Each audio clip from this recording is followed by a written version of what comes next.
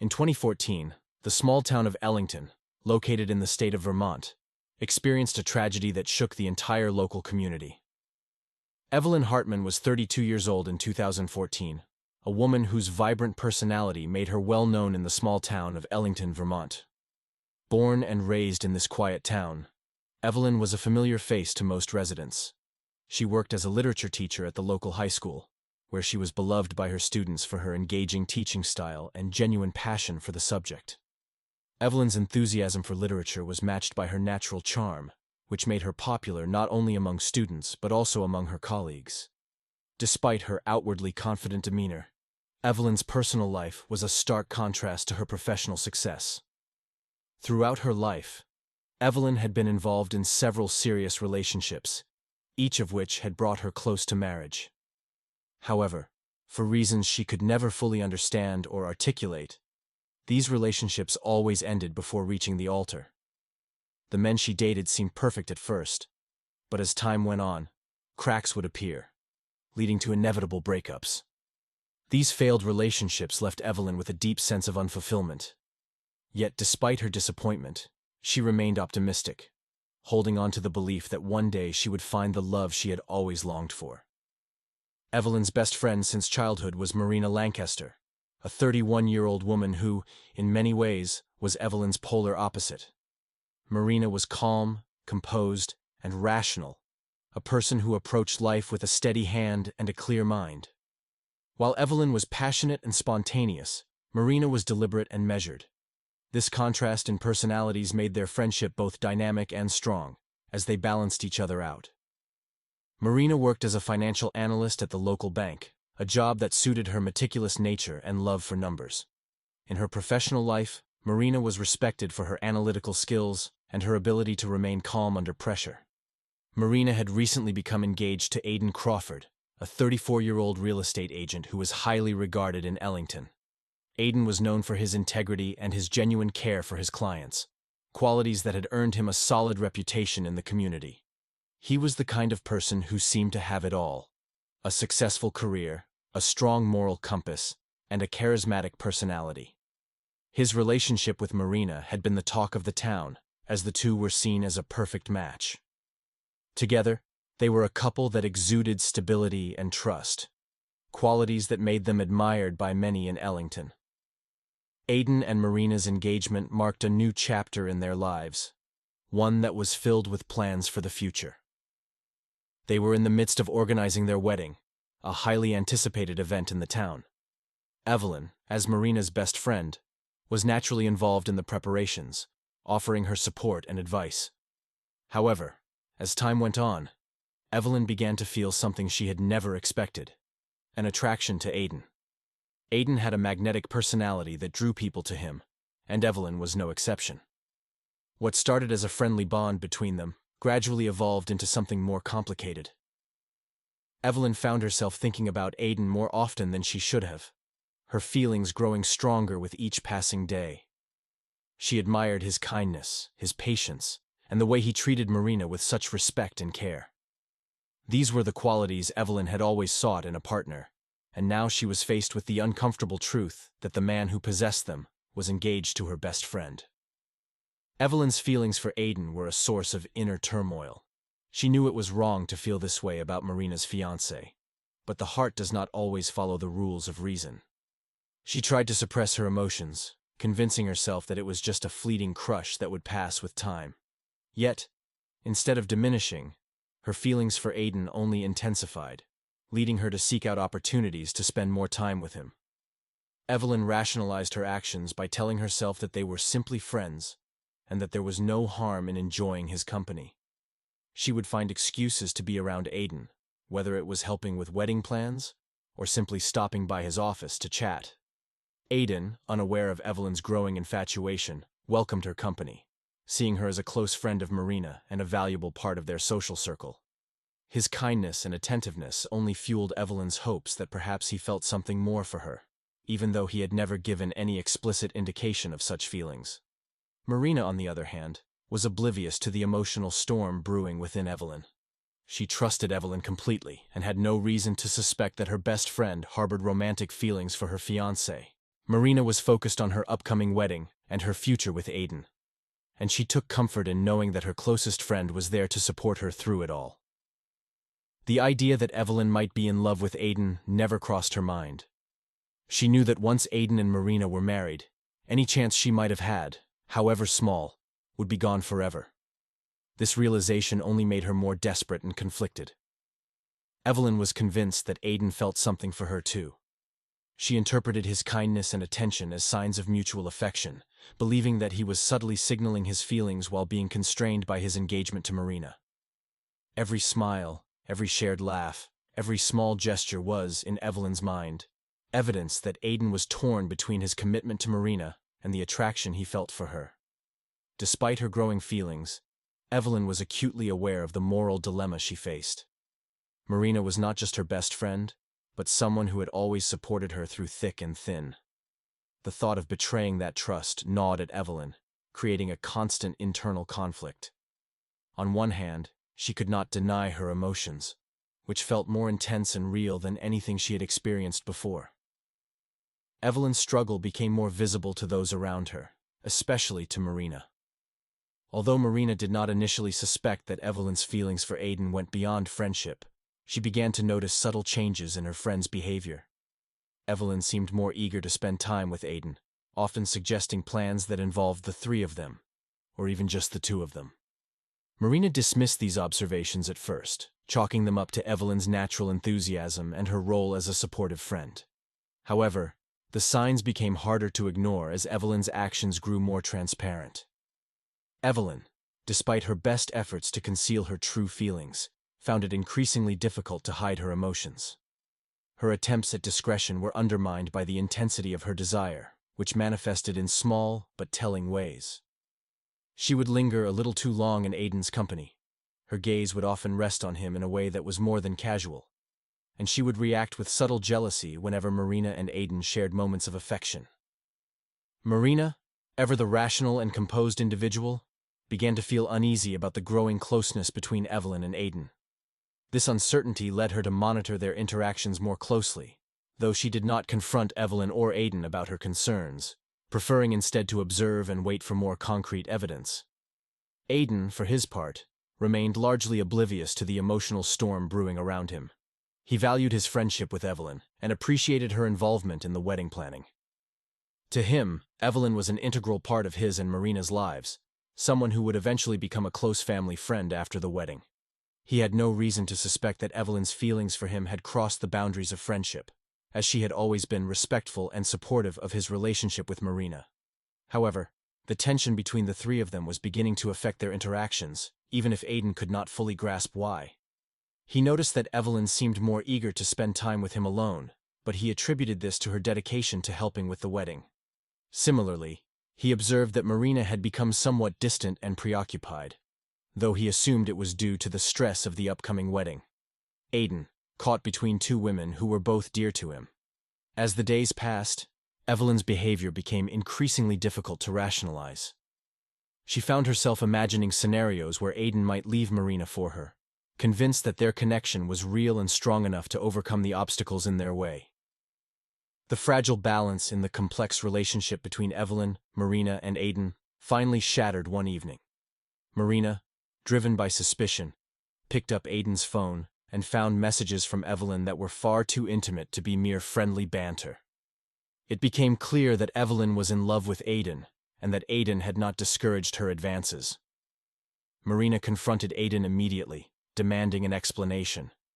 Aiden, caught off guard, tried to explain that the messages were innocent, but Marina's trust was irreparably damaged. Fuming with rage, Marina drove straight to Evelyn's house. She couldn't wait to confront her friend and get the truth. When Evelyn opened the door, she was shocked to see Marina's furious expression.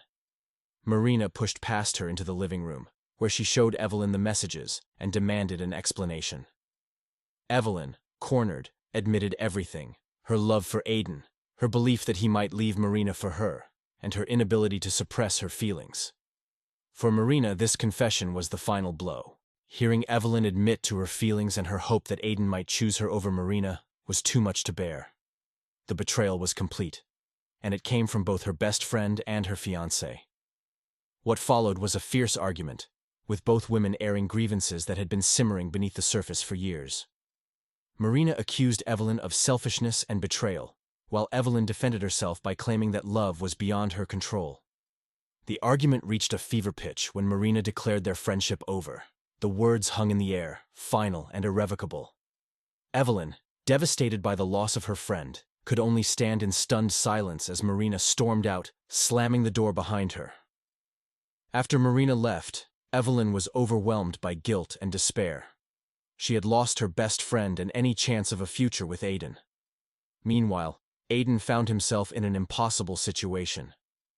He loved Marina, and had always seen a future with her, but he couldn't deny that Evelyn's attention had stirred something in him.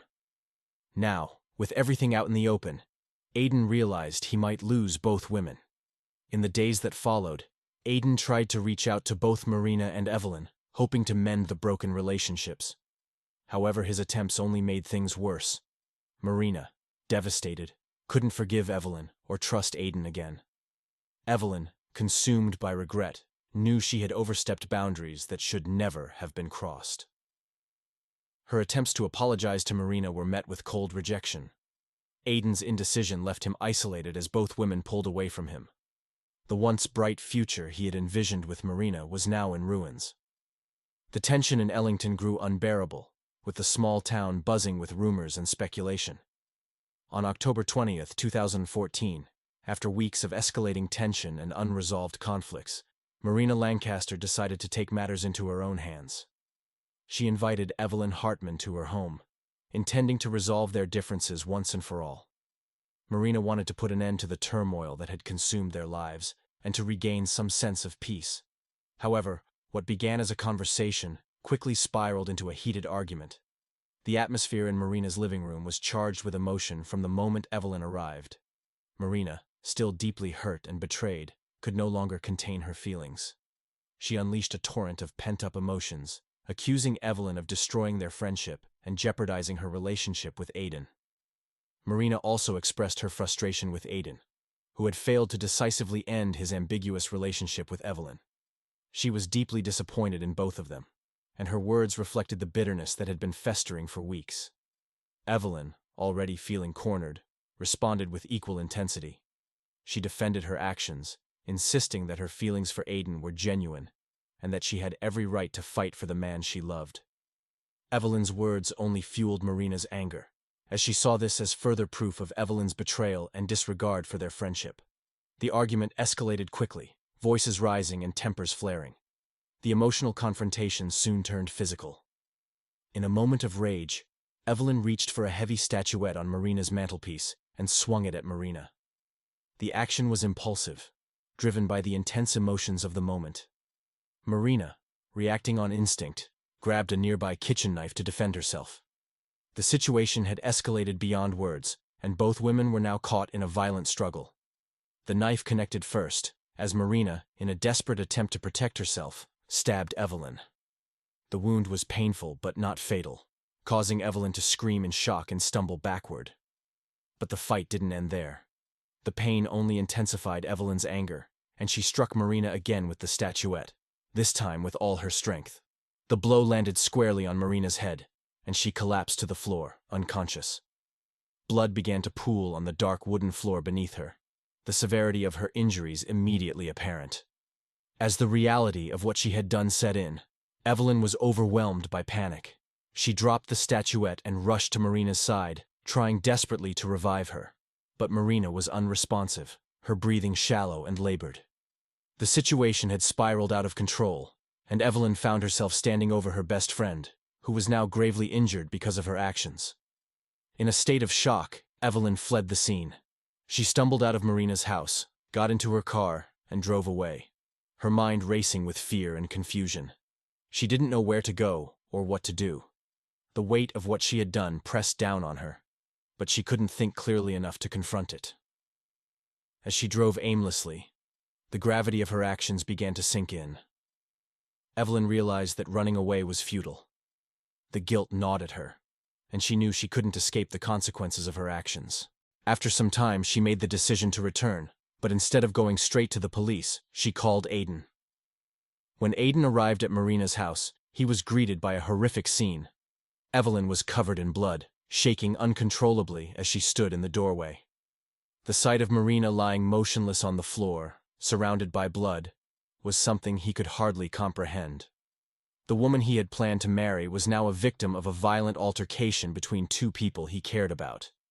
Aiden quickly called for an ambulance, but when the paramedics arrived, it was too late.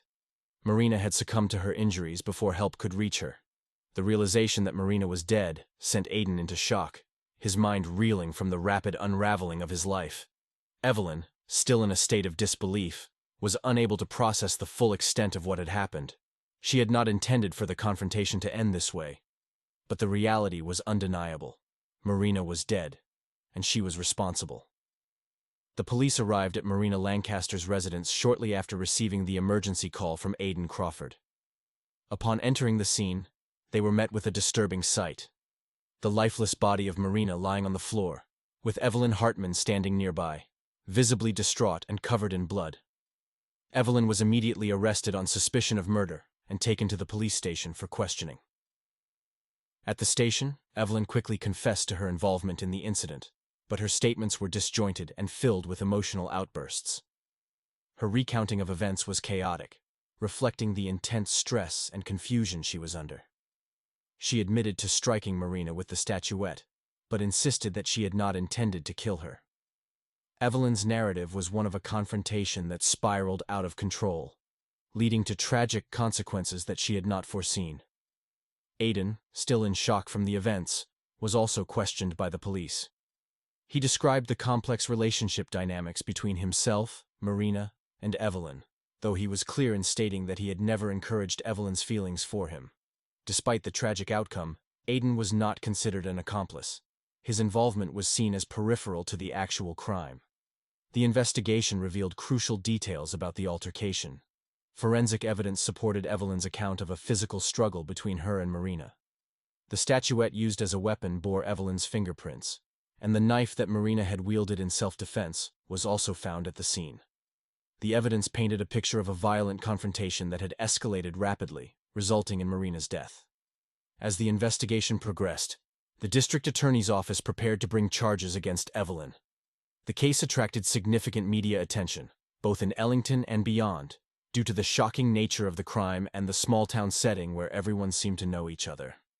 The trial began in January 2015, with Evelyn being charged with second-degree murder.